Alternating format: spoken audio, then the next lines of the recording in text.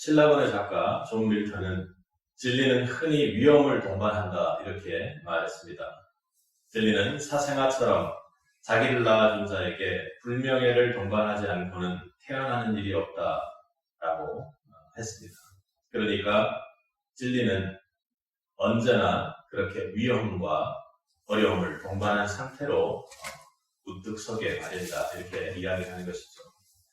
진리를 말하고 지키는 삶을 살아가는 세비스 성도 여러분, 여러분들의 삶은 지금 진리를 위해 핍박받고 고통받고 그 진리를 세우기 위해 정말로 여러 가지 방해 속에서 살고 있는지 한번 돌아보기 바랍니다. 그렇게 진리를 말하고 지키는 삶을 살아가는 세비스 성도로서의 우리의 삶은 언제고 세상의 시선으로부터 잘못된 오해를 받을 수 있는 그런 순간이 오게 됩니다. 저의 삶 속에서도 그런 일들이 계속 꾸준히 일어나고 있는 것 같습니다. 선거 때도 그렇고 지금도 그렇고 교회를 위해 살겠다고 하는 저를 가장 가까운 가족들은 사실은 잘 이해하지 못합니다.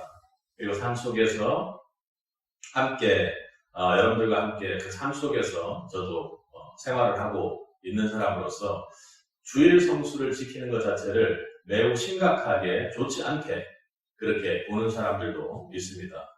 그리고 전도하고 그리고 당신을 위해서 내가 기도하고 있고 교회 가기를 간절히 바란다고 이렇게 얘기했을 때 무언가 이상한 사람으로 쳐다보는 그런 눈빛이 있습니다.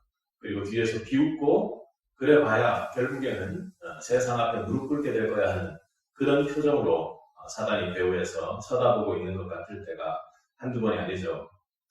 제 아내와 가족들도 정신적으로 문제가 있고 이단에 빠졌다는 그런 사람들이 있고 그런 오해를 받을 때가 있습니다.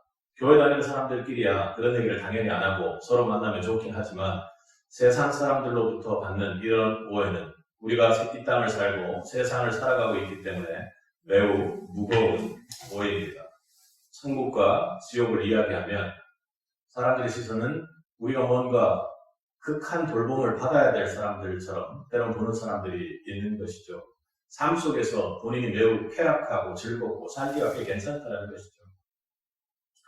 그런데 정작 우리가 예수를 알기에 그들을 돌아보면 그들이 정말 주의 보살핌이 필요한 사람들이 아닙니까?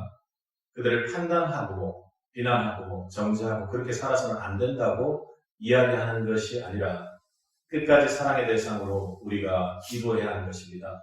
중요한 것은 끝까지 그들이 우리의 기도의 대상인 것을 알고 주의 사랑을 내가 예수를 사랑한다는 그 영적 자부심을 가지고 끝까지 그들을 영혼으로 기도해야 한다는 것이죠.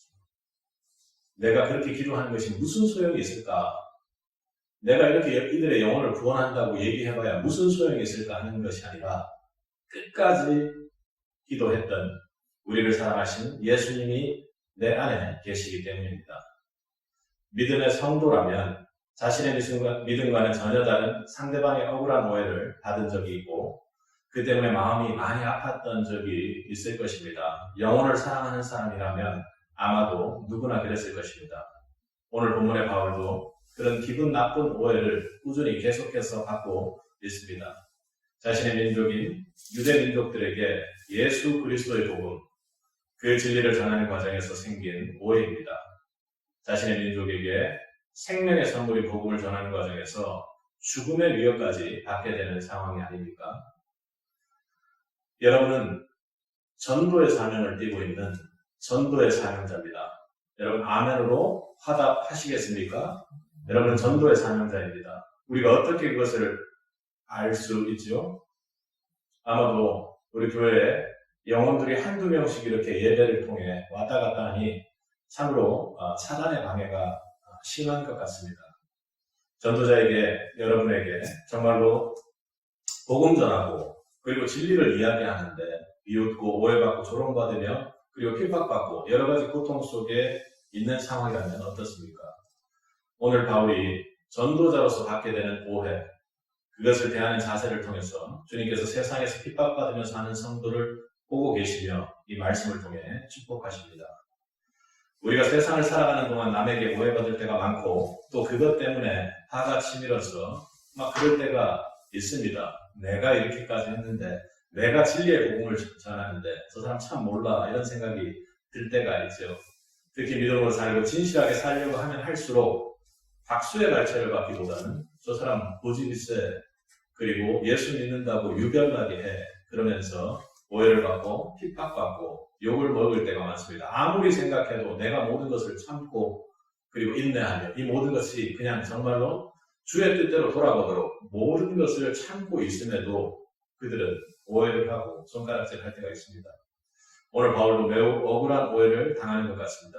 우리가 앞선 사도행전에서 할례를 받지 않고는 구원에 이를 수 없다는 유대인의 주장과 맞서 논쟁했던 바울과 바나바를 여러분 기억할 것입니다. 유대의 전통이시기에는 할례로 구원을 얻는 것 아니다.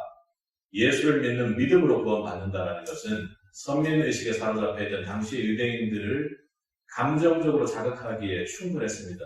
그러니까 할례를 통해서 우리 민족만 먼저 하나님께 구원받는, 하나님께 택함받은 그런 선민의식을 가지고 있던 그들은 다른 이방인들이 하나님을, 예수를 믿음을 통해서 구원받는다는 것, 얼마나 화가 나고 짜증이 났겠습니까? 지금 유대인들은 바울을 어떻게 오해하고 있습니까? 우리 본문 21절을 함께 읽어보도록 하겠습니다. 본문 21절입니다.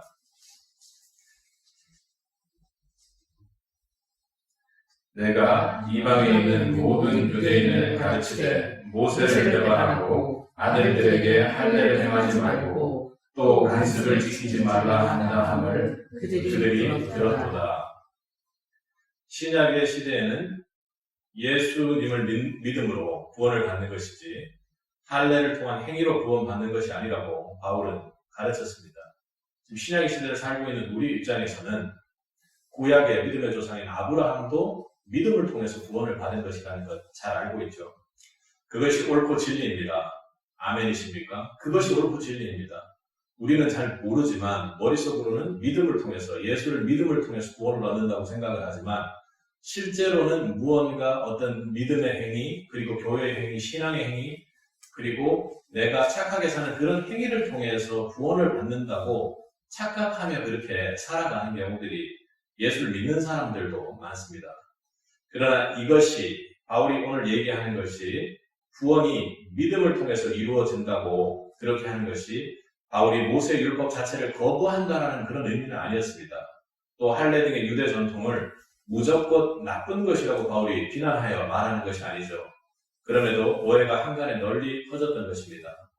하나님이신 예수의 생명의 복음을 전하고 있는 바울에게 진리가 이런 것이라고 정확하게 이야기하는 바울에게, 정말로 하나님을 너무나도 사랑하는 그 바울에게 하나님을 배반했다는 오해는 너무나도 억울한 오해고 견디기가 힘든 오해입니다. 여러분 생각해 보세요.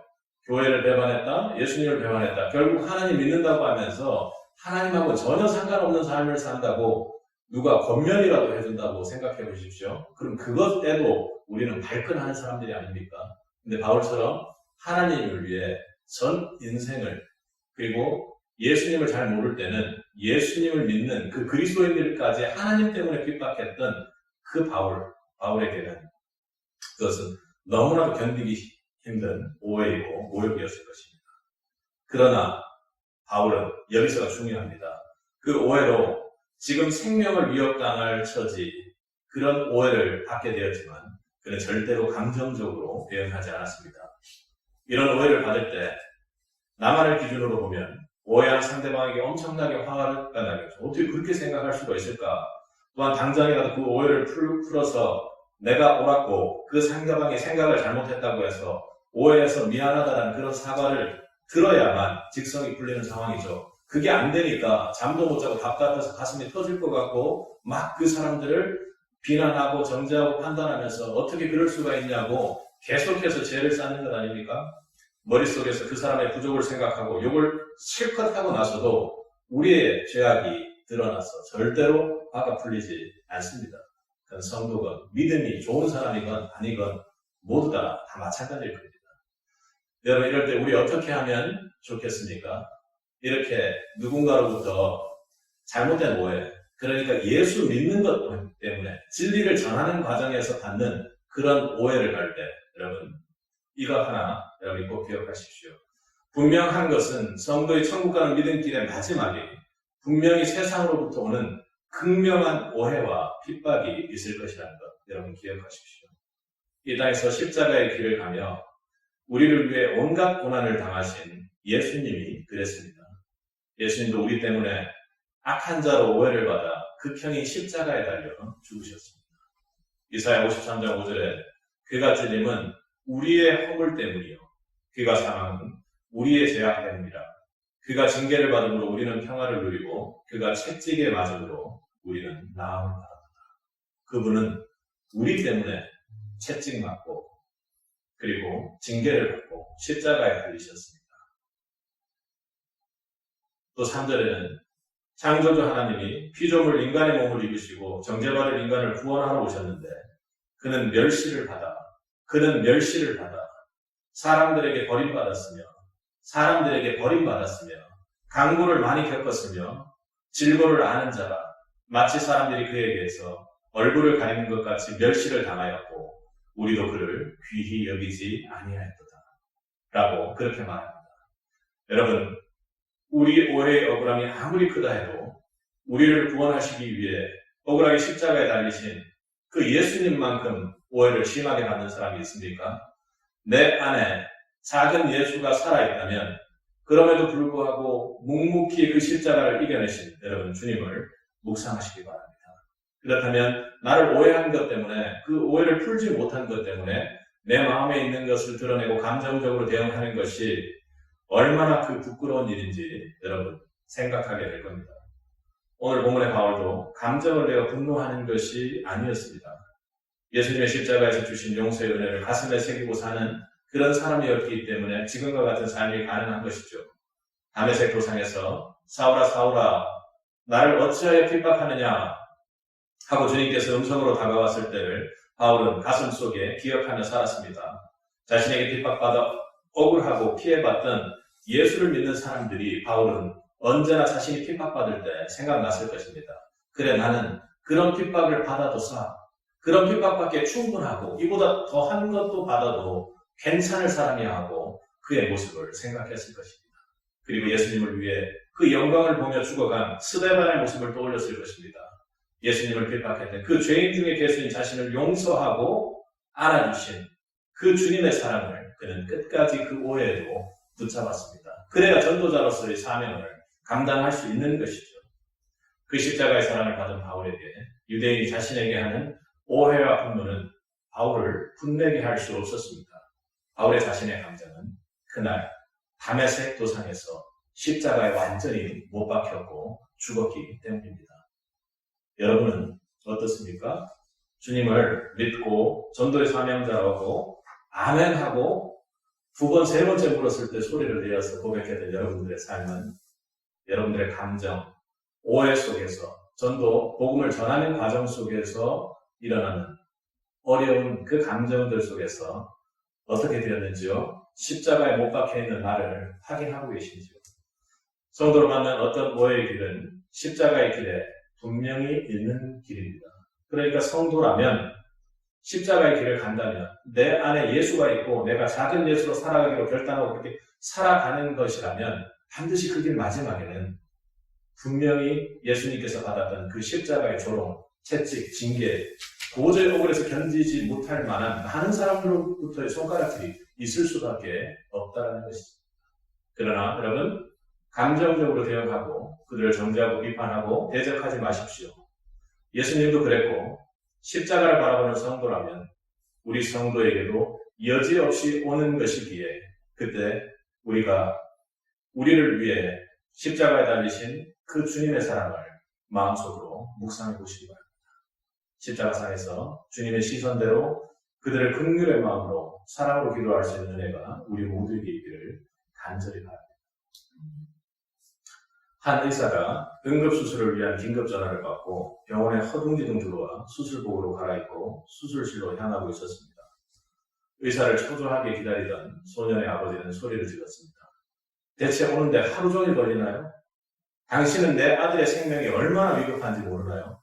의사로서 어떤 책임의식도 없는 사람인가요? 하고 그렇게 화를 내며 이야기했습니다. 의사는 슬쩍 항의하는 소년의 아버지를 보며 말했습니다. 죄송합니다. 제가 외국에 있어서 전화를 받자마자 달려왔습니다. 수술을 시작할 수 있도록 할 테니 아버지 진정하십시오. 소년의 아버지는 더욱 씩씩대며 말했습니다. 진정하라고? 만약 당신의 아들이 지금 여기 있다면 진정할 수 있겠어? 내 아들이 죽으면 당신이 책임질 거야 하고 그렇게 다시 한번 말을 했습니다. 의사는 차분한 목소리로 대답했습니다. 아들을 위해 기도해 주세요. 분명히 하나님의 도움이 있을 겁니다. 소년의 아버지는 더 이상 화를 내지 않고 그래도 화가 덜 풀렸는지 분명 시끄럽게 말했습니다. 자기 아들 아니라고 참 편안하게 얘기하는구나. 몇 시간의 긴 수술이 끝나고 의사가 수술해서 나왔습니다. 아버지, 다행히 수술이 잘 되어 생명에 지장이 없을 것입니다. 이후에 더 궁금한 사항이 있으면 간호사에게 물어보세요. 그리고 의사는 소년의 아버지의 대답을 듣기도 전에 그렇게 떠나버렸습니다. 소년의 아버지는 아들의 생명이 살았다는 소식에도 아버지 수술실에서 나온 간호사에게 이렇게 말했습니다. 저 의사는 왜 이렇게 거만한 거예요? 내 아들의 상태를 묻기 위해 몇 분도 기다릴 수 없는 건지 참.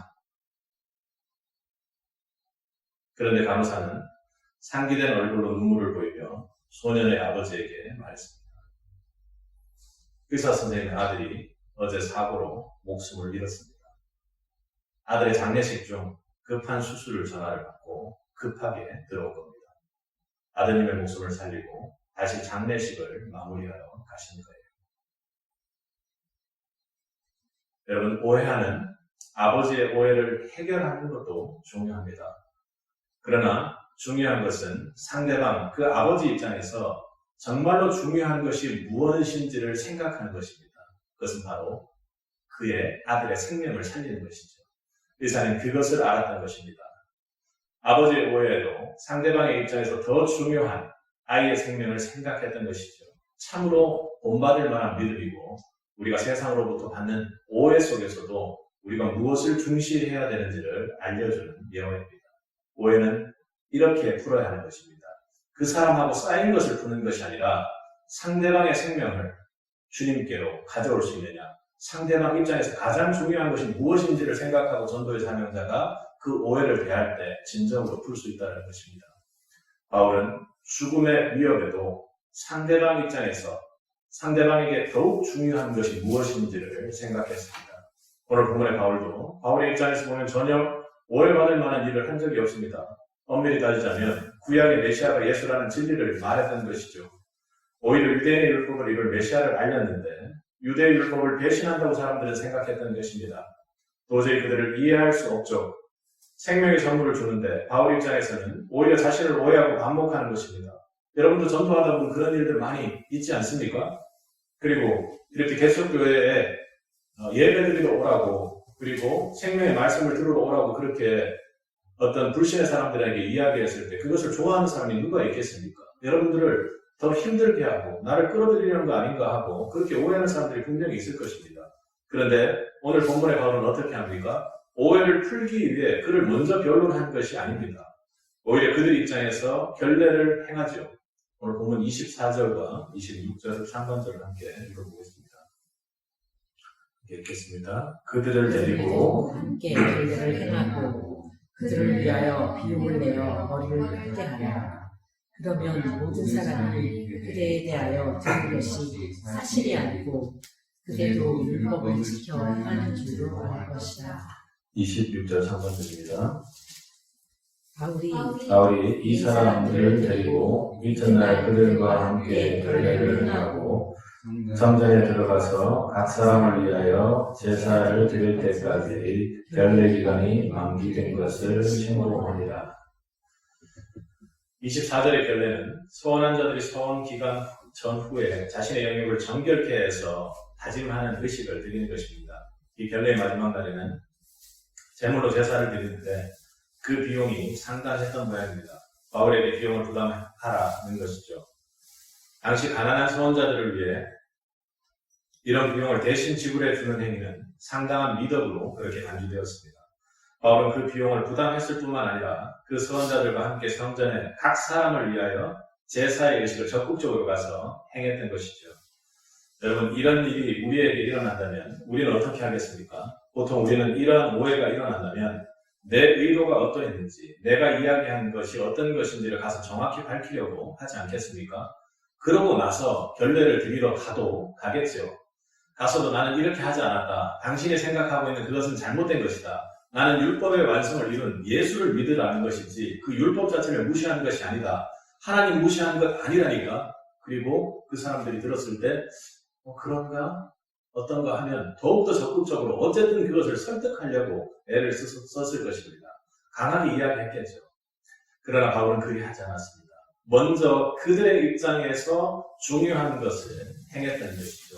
이것은 그들의 결례가 더 중요했기 때문에 행했다는 것이 아니라 그들에게 예수 복음의 생명이 훨씬 더 중요했기 때문에 그들의 문화와 그들이 중요하게 생각하는 것이 함께하는 것, 그것을 중시 여겨주는 것이 문제가 없었다는 것을 오늘 바울은 보여주고 있는 것입니다. 여러분, 이게 어떻게 가능할까요? 어떻게 가능할까요, 여러분? 바로 그들 예수의 복음을 전해야 할 한 영혼으로 보고 있기 때문입니다. 그들이 예수를 모르기 때문이죠. 본인도 그렇게 했던 사람입니다. 그들보다 더욱더 강렬하게 예수를 미워했던 사람 아닙니까? 그래서 그들이 자신에게 하는 오해와 그들의 영혼을 분리해서 보았다는 것이죠. 더욱 중요한 것은 바울이 보기에 그들 상대방에게 정말로 중요한 것은 그들이 예수라는 생명을 믿는 것이 더욱 중요했다는 것입니다. 그것을 증거하는 것이 더욱 중요하다는 것이죠. 예수님도 많은 병자를 고치시고 귀신 들린 자를 고쳐주셨죠. 우리의 영적 무지 때문에 도리어 귀신 중에 왕이라고 그렇게 악평받고 공격받은 적도 있죠. 결국은 극악무도한 강도들과 함께 예수님은 십자가에 달리셨습니다. 세상의 극악한 배신과 오해에 대해 예수님은 참으로 멋지게 거기를 넘으셨습니다. 영적으로 우리에게 도저히 일어날 수 없는 일인데 예수님은 그렇게 넘으셨어요. 예수님은 채찍으로 때리고 못을 박는 우리, 오해하고 조롱하고 핍박하는 그 십자가상의 그 심한 고통들, 몸으로 받는 고통뿐만 아니라 모든 세상의 모욕을, 저주를 받고 있는 그 자리에서 아버지여, 저들이 알지 못하여 이렇게 하오니 저들의 죄를 용서하여 주옵소서 하고 그렇게 기도했습니다. 그들의 죄는 밉지만 그들은 구원받고 용서받아야 할, 그리고 하나님의 사랑으로 하나님의 뜻대로 구원받아야 될 백성들입니다. 예수님은 그들을 위해 그렇게 기도했던 것입니다. 바울도 로마서 12장 14절에서 너희를 박해하는 자들을 축복하라, 축복하고 저주하지 말라고 말씀합니다. 정말로 쉽지 않은 일입니다. 박해하고 핍박하고 그리고 아무 이유 없이 오해받는 그 상황 속에서 여러분들 어떻게 그들을 축복할 수 있겠습니까? 증오하고 복수심을 가지면 우리 자신의 신령이 먼저 손상을 입습니다. 하나님하고의 관계가 단절되는 것이죠. 기도가 되지 않는 것입니다. 하늘과 가는 밝은 길의 마지막 시험이 여러분을 오해하는, 믿음으로부터 오해하는 사람들로부터 어떻게 해요? 그들을 향해 예수의 사랑으로 기도할 수 있는 힘, 그렇게 멋지게 예수님처럼 믿음으로 넘는 길을 도전하는 것이 우리 밝은 길에, 천국 가는 밝은 길의 마지막 시험입니다.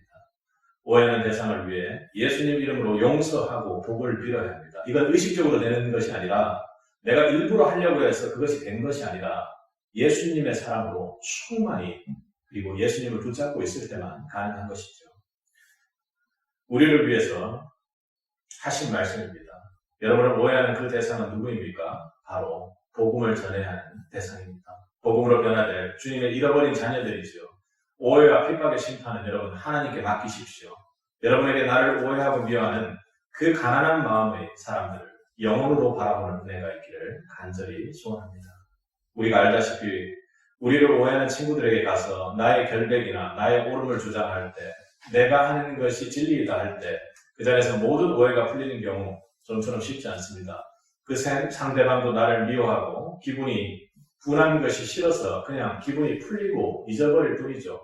그러기에 우리에게 필요한 것은 그들을 내 오해를 풀 대상으로 바라보는 것이 아니라 예수 그리스도의 진리의 복음이 전해져야만 하는 그런 긍휼의 대상으로 바라보는 것입니다. 그들에게 더 중요한 건 무엇인가요, 여러분? 예수 그리스도의 생명입니다. 내가 그런 영적 능력과 그리고 복음의 능력과 내 안에 그런 복음이 존재하지 않는다면 지금 예수 믿는 사람으로서 성도로서 심각하게 우리가 기도하며 나가야 할 것입니다. 그때 그들의 오해에 대한 진정한 용서가 일어나고 그들의 입장에서 그들이 충분히 그렇게 오해할 수 있음을 받아들일 수 있는 것입니다. 내 감정이 일어날 일이 없죠. 그렇다면 우리에게 그 오해를 풀어줄 수 있는 지혜를 볼 수 있는 분별력을 성령께서 주실 것입니다. 오늘 바울도 성전에서 그들의 입장에서 진정으로 기도를 했을 것입니다. 어떻게 해요? 그들이 예수를 알게 해달라고 말합니다. 하나님께서 역사하셔야죠. 26절에 성전에 들어가서 그는 결례를 행하고 각 사람을 위하여 제사 드릴 때까지 결례의 기간이 만기게 된 것들을 신고하는 그 자리에서 그가 했던 것은 무엇이겠습니까? 결례가 잘 되도록, 결례를 잘해서 이들에게 잘 보이도록 그렇게 했을까요? 전혀 그렇지 않았겠죠. 그들의 영혼을 생각하며 영혼으로 그들을 대하는 바울에게 내린 은혜가 우리 성도들에게도 있기를 바랍니다. 바울은 죽음으로 위협하는 오해에도 오직 하나님의 섭리를 믿고 기도했던 것이죠. 바울이 소원자 4명과 성전에 들어가서 어떻게 기도했을 것입니까? 진심으로 구했을 것입니다. 그리고 그들을 위해서 기도했을 것입니다. 하나님, 예수님의 하나님됨을, 메시아됨을 알게 하소서. 율법을 이룰 수 있는 분이 오직 예수님 한 분뿐임을 이들이 깨닫게 하소서. 예수님께서 주신 그 사랑을, 저에게 주신 그 사랑을, 다메섹 도상에서 저를 그렇게 뜨겁게 만나주셨던 그 주님께서 이들을 만나주옵소서 하고 그렇게 기도했던 것입니다. 여러분, 그런 기도하고 계신가요? 혹시 그런 기도 잊고 계신 것은 아닌가요? 내 안에 복음의 열정이 없다면, 예수 믿는 열정이 없다면, 믿음의 프라이드가, 자부심이 없다면, 그리고 새벽교회 성도로서의 삶 속에서 새벽교회를 밖에서 세우고 있지 못하다면 여러분 믿음을 한번 돌아보셔야 할 것입니다. 바울은 자신을 오해하고 예수님이라는 진리를 알지 못하고 오해하는 자신의 민족, 유대인들에게 십자가상에 주님의 마음으로 기도했을 것입니다. 여러분 십자가상에서 사단이 얼마나 공격했을까요?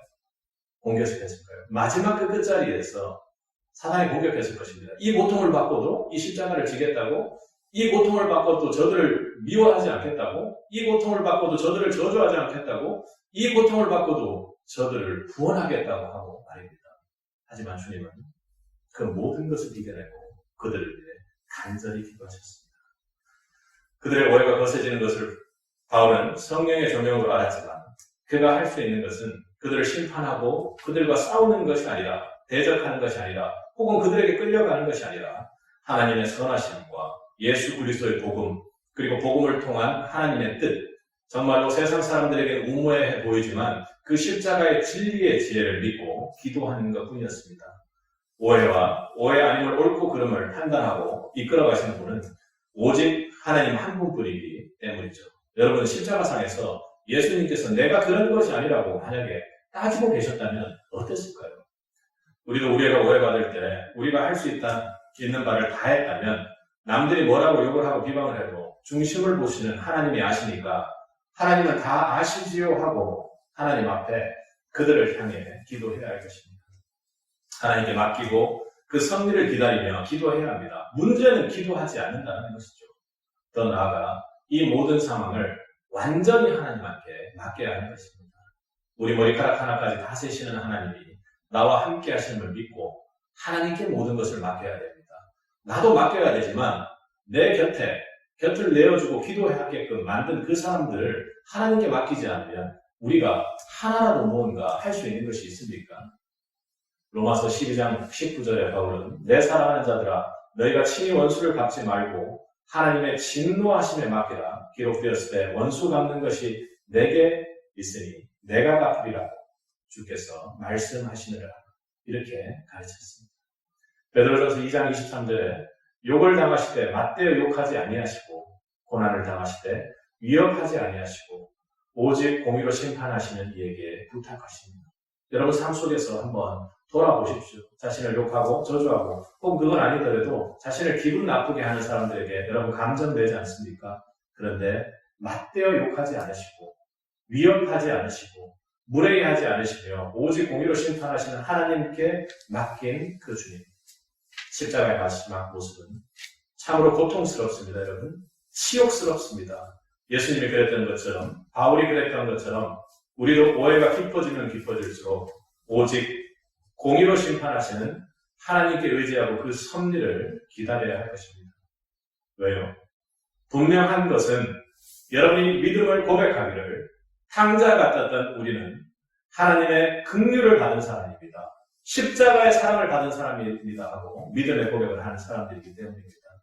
우리는 예수님을 미워하고 오해했음에도 예수님의 긍휼의 사랑을 받은 자들입니다. 그런데도 다른 사람을 긍휼히 여기는 데는 너무나 우리는 인색하죠. 그리고 그들의 입장에서 받아들이는데 쉽지가 않습니다. 그런 행동은 마치 일반 다라트를 빚진 사람이 그 빚을 탕감받으러 100다네벨을 빚진 친구를 감옥에 가두는 것과 같습니다. 주님께서는 그런 사람에게 긍휼 없는 심판이 있을 것이라고 그렇게 말하죠. 여러분, 천국 가는 십자가의 마지막 길에서 우리를 기다리고 있는 시험이 여러분 무엇인지 아십니까? 영광? 아니라 핍박과 조롱, 아주 거센 세상의 오해입니다. 그러나 그들을 대적할 것이 아닙니다. 그리고 그들 앞에 예수 그리스도의 복음을 배반할 것도 아닙니다. 여러분, 베드로가 십자가의 마지막 길, 예수님과 계속 동행하다가 예수님이 십자가로 갔을 때 베드로의 행동은 어땠습니까? 멀찍이 떨어져서 그렇게 자신은 십자가하고는 상관없는 것처럼 그렇게 갔었습니다. 그의 마지막이 어땠습니까? 예수님이 돌아오지 않고는 그는 여전히 그냥 과거에 고기 잡는 톱으로 돌아갈 수밖에 없는 사람이었습니다. 그러나 베드로를 붙잡으시고 네가 나를 사랑하느냐? 네가 나를 사랑하느냐 하고 주님 앞에 그 사랑 앞에 베드로가 섰을 때 겨우 회복되어서 그가 그의 사명의 삶을 살아갔던 것이죠. 여러분, 천국 가는 십자가의 마지막, 그것은 바로 우리에게 저주와 핍박과 오해와 그리고 내가 원치 않는 감정들이 나에게 있는 상황들이 분명히 있습니다. 그럼에도 불구하고 믿음을 붙잡고 내가 긍휼의 십자가를 받은 사람으로서 정말로 죄인 되었을 때 하나님께서 나를 위해 십자가에 달려 죽으심을 여러분이 믿는다고 믿음으로 고백한다면, 그리고 그 예수님 앞에 매일 나와 기도하는 사람이라면 여러분, 성령께서 이끌고 가시는 대로 우리는 그 성령을 붙잡고 십자가를 묵상하며 나아가야 할 것입니다. 우리를 오해하고 미워하고 핍박하는 그들에게 우리의 마음은 어떻습니까? 100데나리온을 긍휼히 여기지 못해 우리가 누려야 할 그 값진 구원을 심판으로 바꾸고 있는 것은 아닌지 우리는 항상 돌아보아야 할 것입니다. 여러분, 그 십자가의 마지막에 설령 십자가상의 예수처럼 저주받더라도 내가 끝까지 주님의 사랑을 붙잡고 기도하는 은혜가 있기를 바랍니다. 주님을 알아보지 못하고 죄의 편에서 주님을 미워했던 우리를 주신 주님의 십자가를 이 사순절 기간 깊이 묵상합니다. 그분이 우리를 이해하시고 사랑하시고 용서하신 그 사랑이 여러분 가슴에 정말 골수를 쪼개고 들어가 그 사랑만이 마지막에 남는 자들이 되기를 원합니다. 그분은 큰 비난과 정죄, 조롱, 비판에도 너무나도 큰 세상의 오해 속에서도 저와 여러분을 위해 십자가를 지었습니다. 그분은 세상의 오해 푸는 방법을 아셨던 사람입니다. 우리에게 정말로 중요한 것이 무엇인지를 보셨던 분이죠. 그것은 십자가였고 그것은 사랑이었습니다. 누군가 여러분을 믿음 때문에 오해합니까? 핍박합니까? 그리고 제정신이 아니라고 놀립니까? 조롱합니까? 그렇다면 오늘 바울의 모습처럼 십자가 주님을 묵상하며 그들을 품고 그들을 위해 믿음의 강한 프라이드를 가지고 정말로 기도해 주시기 바랍니다. 그렇게 주의 생명의 복음을 가장 우선시하고 중요시하며 전하는 우리 셋이 되기를 주의 이름으로 간절히 축원합니다.